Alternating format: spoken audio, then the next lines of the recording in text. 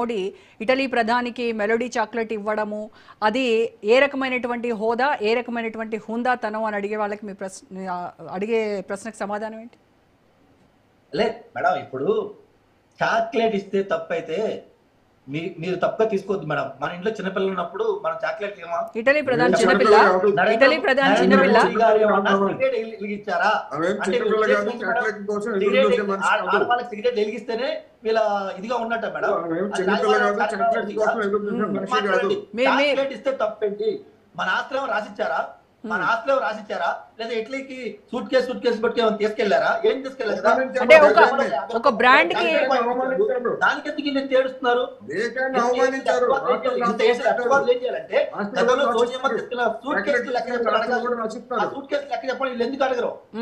తీసుకెళ్ళిన suit case లెక్క చెప్పండి, వీళ్ళు ఎందుకు అడగరు? ఈ రోజు తెలంగాణ నుంచి ఎన్ని సూట్ కేసు ఢిల్లీ వెళ్తుంది, వారికి లెక్క చెప్పమని ఎందుకు అడగరు? ఇది ఆత్మగౌరవం కదా తెలంగాణ ప్రజలు ఇచ్చారా?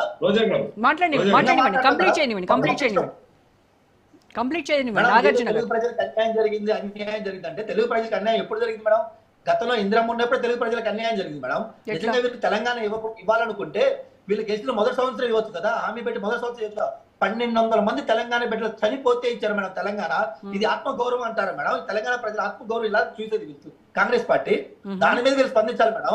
ఈ రోజు తెలంగాణ ప్రజలు నవ్వుకున్నారు. రేవంత్ రెడ్డి గారు సీఎం హోదాలో అక్కడ వెళ్లకుండా కాంగ్రెస్ ఏజెంట్ గా వెళ్ళాడు. అది ఈ రోజు ప్రజలు మాట్లాడుకుంది మేడం. కానీ ఆయన వెళ్ళింది తెలంగాణ సీఎం హోదాలో కదా, తెలంగాణ సీఎం హోదాలో. ఆయన వ్యక్తిగతంగా ఒక రేవంత్ రెడ్డి గారు వెళ్ళలేదు.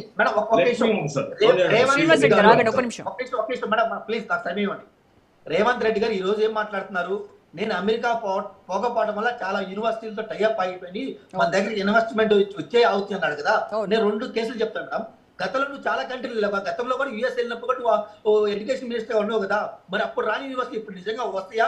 Point number 1. పాయింట్ నెంబర్ 2, నిజంగా మేడం ఇది అంత చిగ్గుసేట్ అంటే మేడం, తెలంగాణలో దాదాపు 15,000 కోట్ల ఫీజు రియంబర్స్మెంట్ పెండింగ్ ఉంది మేడం. దాని మీద రేవంత్ రెడ్డి ₹1 ఆఖరికి గౌరవ హైకోర్టు కూడా ఏందో ఇది అని అడిగితే 2,000 కోట్లు ఇస్తా అని చెప్పి ₹1 స్టిల్ ఇప్పుడు ఇవ్వలేదు మేడం.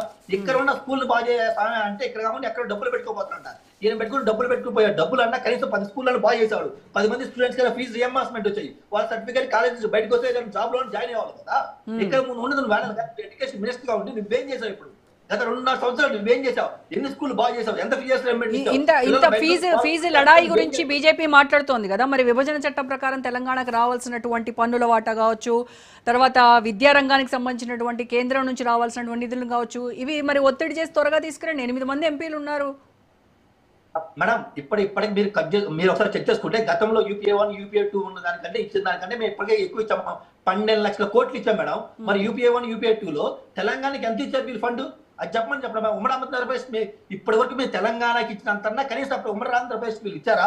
దాని లెక్కలు తీయండి మేడం. ఇన్వెస్ట్మెంట్ లో కానీ షేర్ లో కానీ ఎంతవరకు మీరు న్యాయం చేయాలి అంతవరకు న్యాయం చేస్తుంది. నేను కాకుండా సింగరేణి కూడా గత సంవత్సరాలు ఎన్ని సంవత్సరాలుగా మనం ఉన్నా కానీ సింగరేణి కూడా ఎంతవరకు వాళ్ళు గదులు కేటాయించలేదు. మేము వచ్చిన గదులు కేటాయించాం మేడం.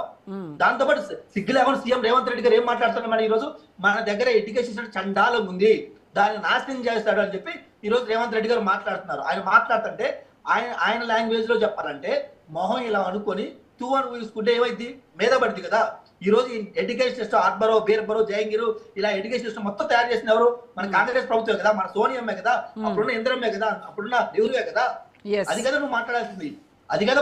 మీరు నాశనం చేసి ఈ రోజు ఎవరో నాశనం చేశారని చెప్పి బయటకు వచ్చి అబద్ధం ఒక దొంగే ఈ రోజు దొంగ చెప్పుకుంటే ఎలా ఉంటుందో ఈ రోజు రేవంత్ రెడ్డి గారు వారు కాంగ్రెస్ పార్టీ ఈ రోజు ఇండియా నాశనం చేసి ఎడ్యుకేషన్ సిస్టమ్ నాశనం చేసి ఎవ్రీథింగ్ నాశనం చేసి ఎవరో నాశనం చేస్తారని బయటకు వచ్చి దొంగేడుపులు ఏడుస్తున్నాడు.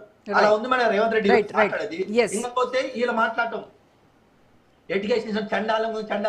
మన ఎడ్యుకేషన్ సిస్టమ్ చండాలం ఉందని ఎవరు మేడం ఉంది? ఎవరు? గతంలో మీరు విన్నారు లేదా, నలంద యూనివర్సిటీలో ఉన్న ఆ రోజు బుక్స్ తగలబెడితే కొన్ని నెలల పాటు మండి మేడం. అంటే మన దగ్గర విద్యా సంపద ఎలా ఉంది? దాని కదా మాట్లాడాల్సింది. అంత విద్యా సంపద ఉంటే ఈ రోజు ఎందుకు లేదు? ఎందుకు న్యాయం చేశారు? కనీసం కాంగ్రెస్ పార్టీ గత 60 సంవత్సరాలు దీని మీద ఒక్కసారైనా రియాక్ట్ అయిందా? దానికి మనం ఏం చేయాలి ఒక్కడైనా తీసుకొచ్చారు మేడం వీళ్ళు. దేనికి పోతున్నారు? మోడీ గారి ప్రభుత్వాన్ని ఎలా దించాలి, లేదంటే ఏదో కొత్తగా FRBM చట్టం తీసుకొస్తే దానికి అడ్డుగా ఉండడానికి ఏం చేయాలి, లేదా ఇంకా డబ్బులు తీసుకొచ్చి మత మార్పులు ఎలా చేయాలి, దానికోసమే అన్నారు వీళ్ళు వెళ్తుంది. గత యూపీఏ 1 యూపీఏ 2 లో ఎన్ని లక్షల మంది హిందువులు క్రిస్టియన్ కాకపోగా కన్వర్ట్ మీకు తెలుసు మేడం. సో ఇప్పుడు ఇక్కడ ఈ చూస్తే మియాపూర్లో మేడం, టోటల్ తెల్లారి ఎపిసోడ్ అంతా కూడా నాగార్జున గారు, ఈ టోటల్ ఎపిసోడ్ అంతా కూడా total Gujarat total versus episode Telangana లాగా మారిపోయింది. గుజరాత్ కి సీఎం కి మేడం, ఇచ్చినప్పుడు ఒక్క మాట ఇక్కడ ఎందుకు ఇవ్వలేదు? లేదు. ఒక్క మాట చెప్తా మేడం, ఒక్క మాట చెప్తా.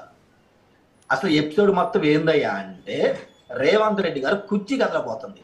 కుర్చీ కలపోతే సగం మంది ఎమ్మెల్యేలు మినిస్టర్లు ఆయన మీద వ్యతిరేకంగా ఉంటే దానికి కొండా సురేఖ గారు బయటకు వచ్చి వాళ్ళ కూతురు చేత తిట్టించిన రాజు ఏం జరిగిందంటే రేవంత్ రెడ్డి సపోర్ట్ చేస్తే 14-15 మంది ఎమ్మెల్యే ఎంపీఎస్సీలు ఆడ పార్టీ ఆఫీస్ ప్రెస్ మీట్ పెట్టారు. అంటే ఆయన చివరికి మిగిలింది అంతమంది మేడం ఏ సీనియర్ సపోర్ట్ చేయట్లా అంటే ఇండైరెక్ట్ గా ప్రెస్ మీట్ పెడతా సెంట్రల్ కి వీళ్ళు ఏం చెప్పారంటే కాంగ్రెస్ రాజస్థానానికి నన్ను సీఎం గా తీసేస్తే ఈ రోజు ఎమ్మెల్యేలతో నేను పార్టీ మారుతాను, నేను పార్టీ మారితే మీ గవర్నమెంట్ ఉందని వాళ్ళకి ఇండికేషన్ ఇచ్చాడు.